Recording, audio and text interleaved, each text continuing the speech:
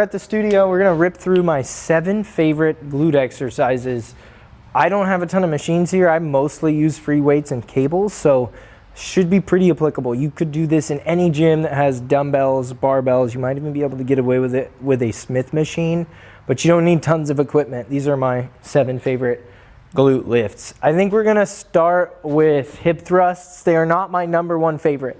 These are not in order, but they are the lift that most people think of these days when you think about glutes. At the infancy of kind of online fitness culture, I want to say like right around the time I got into fitness as a fan, or just into working out, or like the idea of how my body could change, so probably around 2010, there were so many memes about if you want a big ass squat. And we're going to talk about squats today. That shouldn't surprise you. But around 2015, I'd say the hip thrust got huge. It became a big movement thanks to Brett Contreras really popularized it, and then it became huge on online fitness.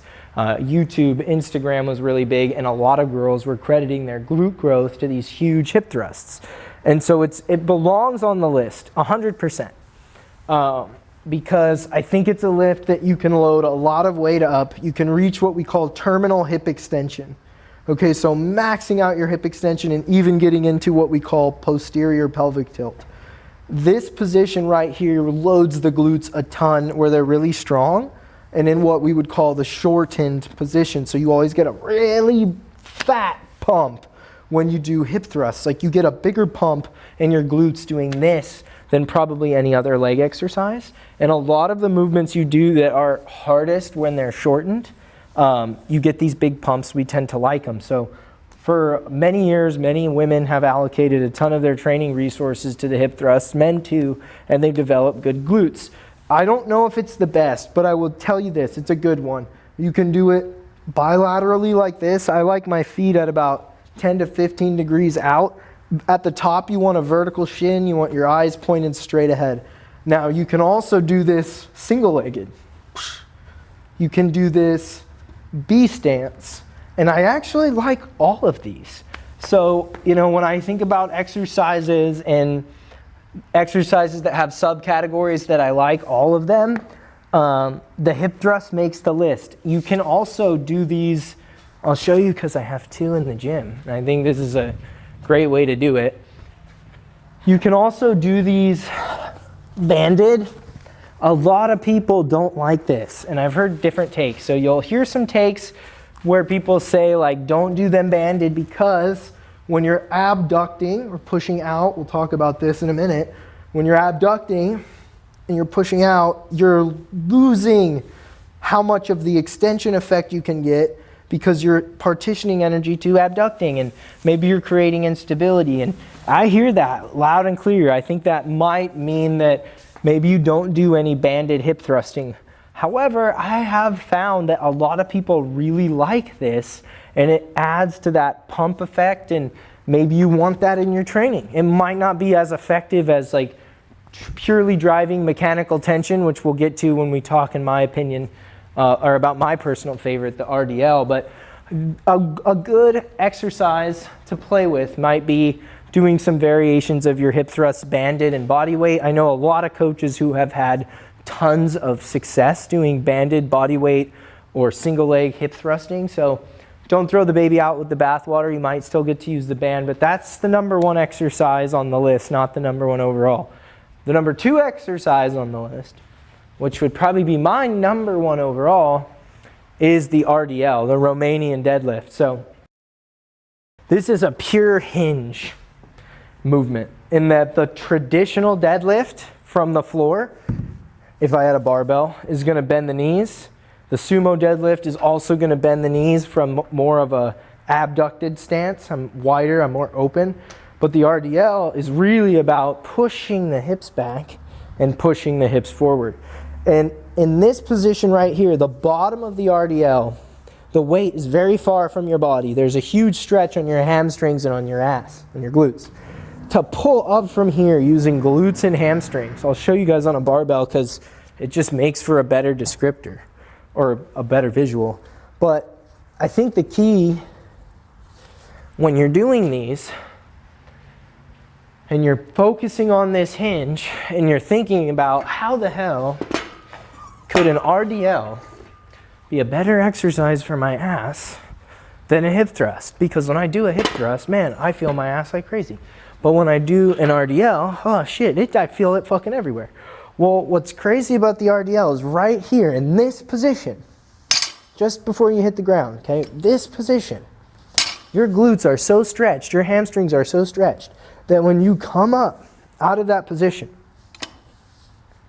they are lifting a tremendous amount of weight, and they're stretching under a ton of weight. So there's a huge stretching effect that's happening here that on the hip thrust, we just don't stretch the glutes quite as much under load through as much range of motion. So it's like really hard here, which is great for the pumps.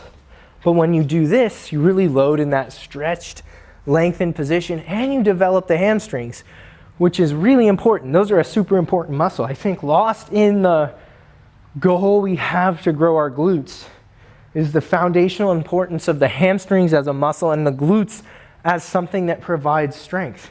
So we think, okay, like I want big glutes, but we also want strong glutes. And in fact, we want a whole strong posterior chain.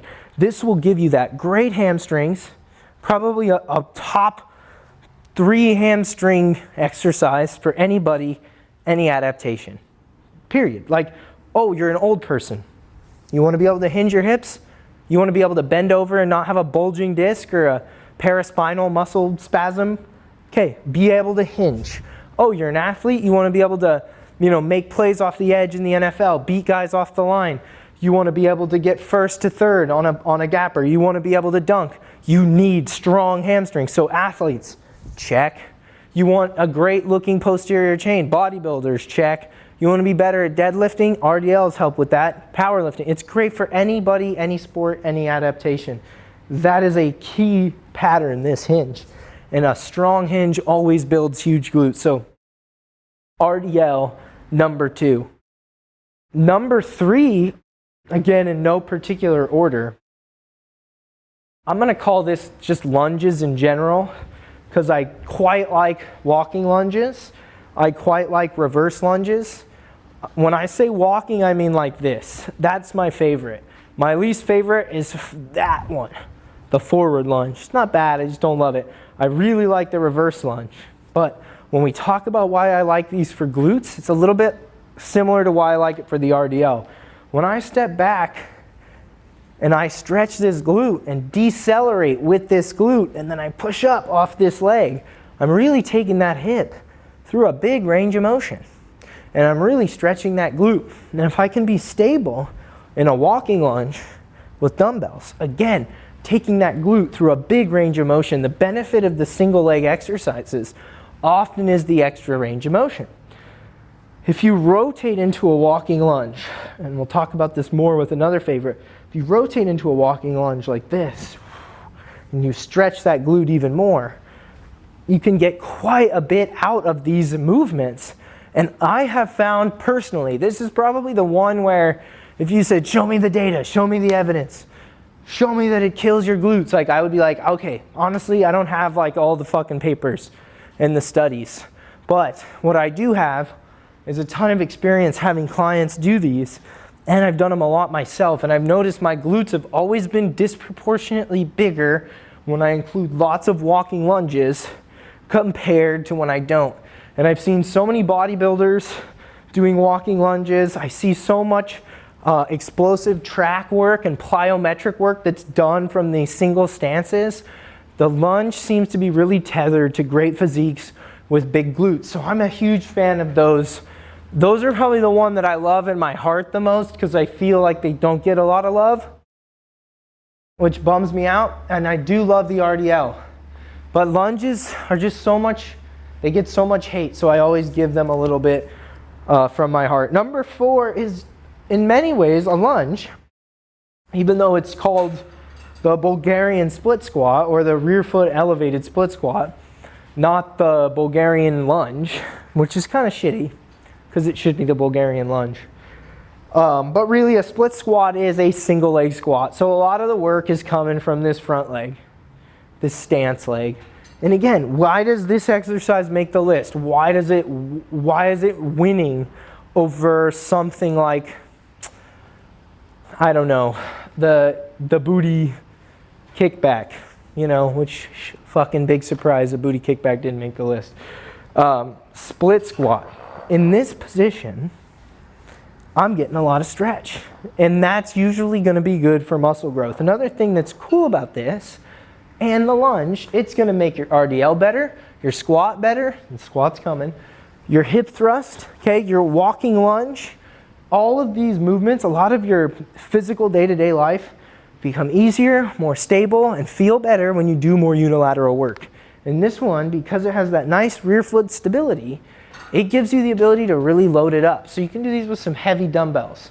Big fan. Okay, let's talk about the squat since we know it's on the list. I like squatting because, much like deadlifting and hip thrusting, you can do it heavy. And so let's throw leg pressing into this category for those of you who maybe aren't comfortable with a barbell squat, but we'll show a goblet squat. So I can squat super deep. Most of you can't squat this deep. It's not like that.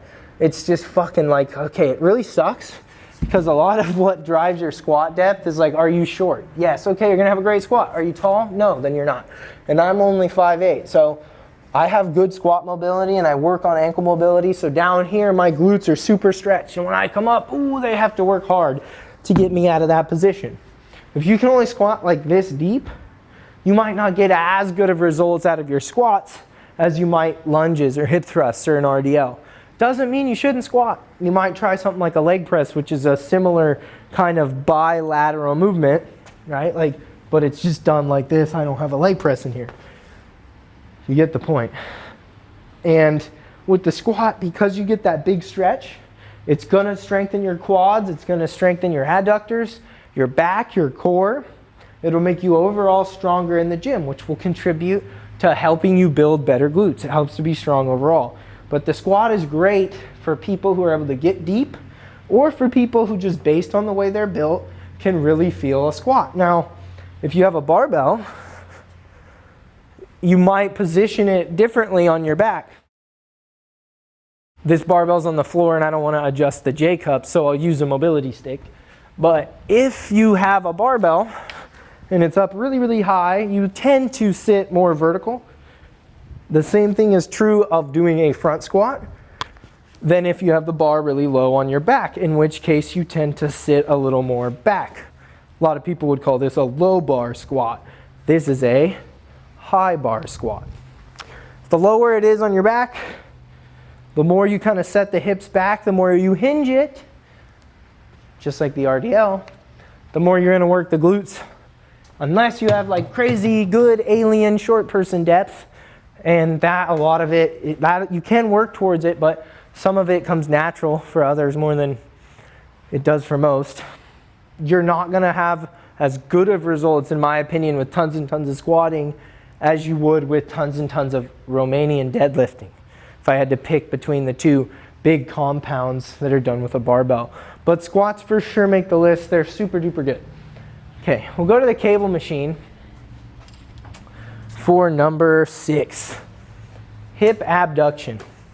These are hilarious. These are funny to film because they're so damn hard, and they're hard for almost everybody, that I know I'm gonna get tired just showing them to you. Because what's true of most people, and I see this a lot, especially with the PT, this is a muscle that's really weak. This lateral portion of your hip, that's where you're gonna find it, and it moves the hip out and away from the body, okay? You wanna think of it like the deltoid in a way.